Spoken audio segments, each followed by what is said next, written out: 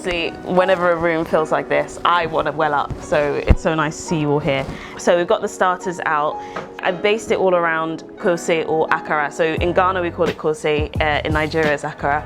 And popular street food snack. It's actually what I have for breakfast a lot in Ghana. Me and my dad, it's like routine. Every morning he will wake up, go to the roadside, grab it, come home, and we will enjoy. But I've changed up a little bit. So you've got a garlic yogurt on the base.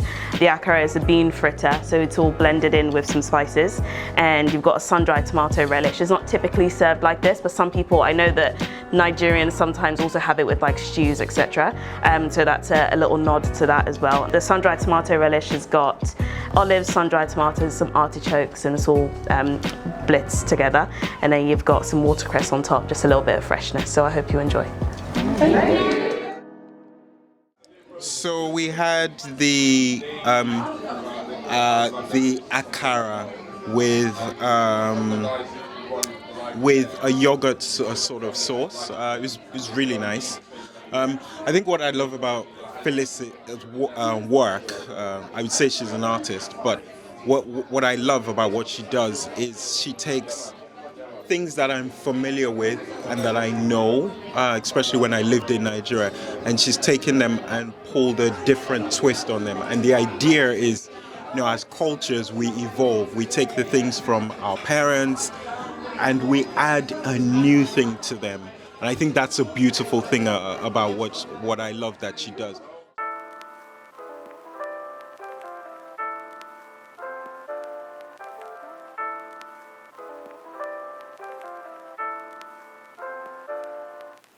I know you've already started, but I wanted you to all have it so it doesn't go cold. So you've got a waffle, you've got super malt braised beef, which is pulled, and the veggie option, I did mushrooms and a same sauce. You've got a fresh slaw on top, a avocado puree, and a chili jam. I just, one day was like, what happens when you mix super malt and meat? And yeah, turns out it was all right, and I got good responses, so I thought I'd try it here. So do let me know what you think, and I hope you all enjoy.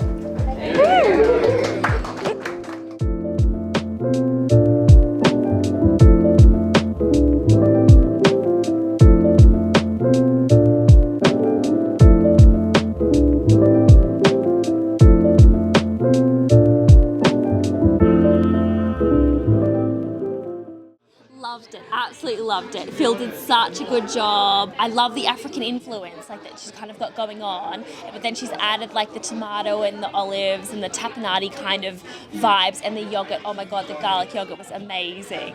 The chili jam was really nice and like just kind of like added that extra little bit of like pizzazz to it. And I'm not a chili person, like absolutely at all. And the avocado just kind of like evened it all out. So it's nice kind of like smooth, like cool vibes with the chili, and the beef was amazing. Yeah.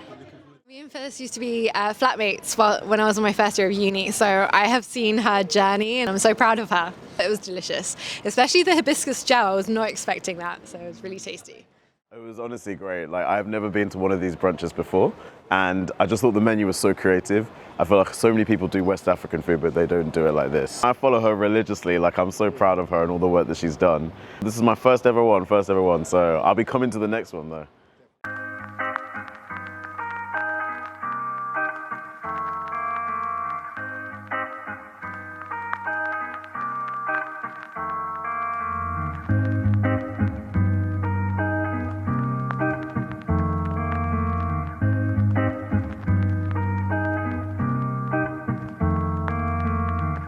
So we've got the last plate, the dessert. It's a gege bread French toast. So gege bread is a sweet bread that we have in Ghana, Nigeria, I'm sure in many parts of West Africa.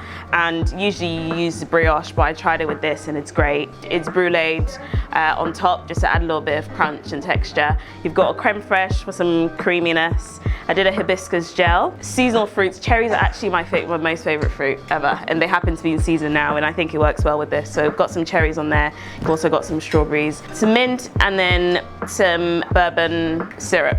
So I hope that comes through now. Yeah. I was like, yeah. Perfect, but yeah, enjoy. So, feel like we're done.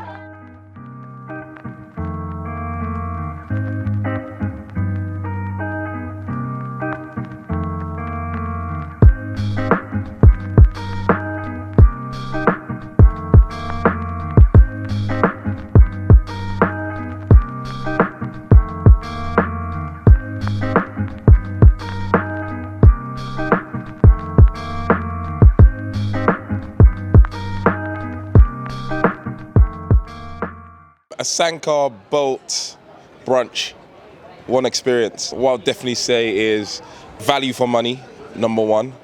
It's just for the amount, for the cost. It's definitely, I'll pay way more for that. It's just beautiful comfort food that reminds me of home.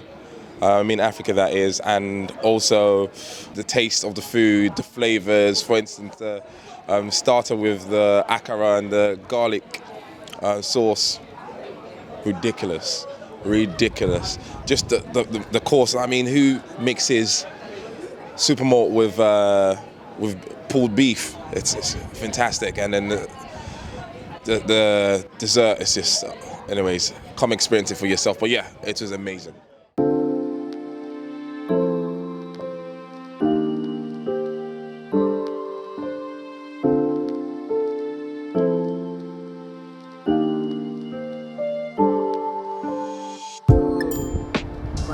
Finally, the day is over.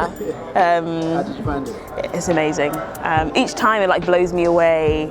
The people actually show up because, you know, you're putting out food and they like the look of the food. You know, some people have never tasted my food before. The people actually showed up and paid money and they fill the room, and it just gives me joy every single time. It is always a stressful process, just actually putting all the food together, planning, getting here, plating, but once it actually starts and the room fills and all the food is ready and I'm putting it all together, it just feels great. Like, it's just no feeling comes close to it, really. It's amazing. The highlight was the desserts, actually. So by the time I got to the desserts, I was like, I feel really in control, I feel good.